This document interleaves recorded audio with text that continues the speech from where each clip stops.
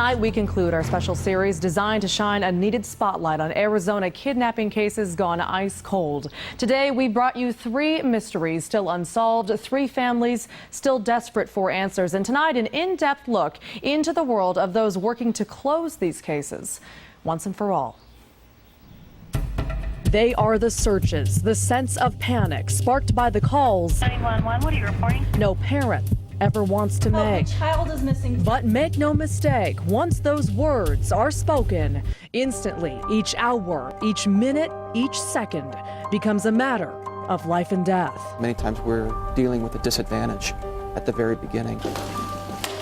No one knows this better than Sergeant Gerard Moretz, the supervisor of the Pima County Crimes Against Children Unit. He says oftentimes well-meaning relatives try to find the child themselves. And a lot of abductions, family members or people close to the child who's gone missing wait up to 2 hours before they call 911. The result? A waste of precious time. There's good research that indicates in cases resulting in homicide, many times in that 2-hour time frame, many of the kids have already been killed.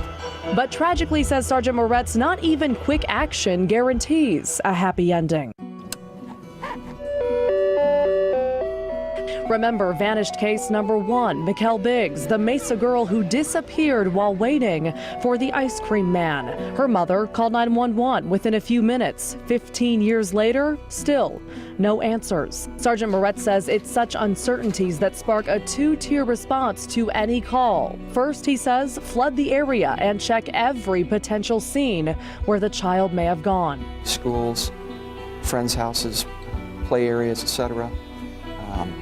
Dealing with the home itself as a scene or a potential scene. Second, to talk to anyone close to the child, starting with family. Naturally, that can seem extremely insensitive to people who are experiencing trauma. However, we would be remiss if we don't address those questions. In fact, in all our cases, family members were initially named as possible or even prime suspects and later cleared. It's just one vitally important variable in the ever-evolving science of cracking these sinister crimes. A science that Sergeant Moretz says becomes all the more clear yet complex. Tons of flyers posted since Friday.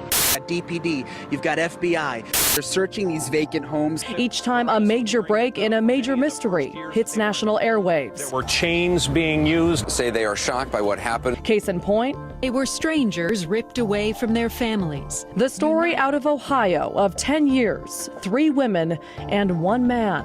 I think there were lost opportunities. Ariel Castro. There were times where there were encounters between the police and the suspect, or even the police coming to the home where the women were being held captive, where, and again, hindsight is 20/20, but if there was more curiosity and more tenacity on the part of the police, maybe they would have discovered those people earlier. But what about you? What can you learn from the cases either in Tucson or elsewhere of children stolen from the families who love them? Easy, says Sergeant Moretz, in a crime when time is of the essence. Teach your child to fight. Obviously, no one really can prepare for what happens if I'm abducted. But I think it makes sense to say, resisting, fighting, trying to get away makes sense from the very beginning.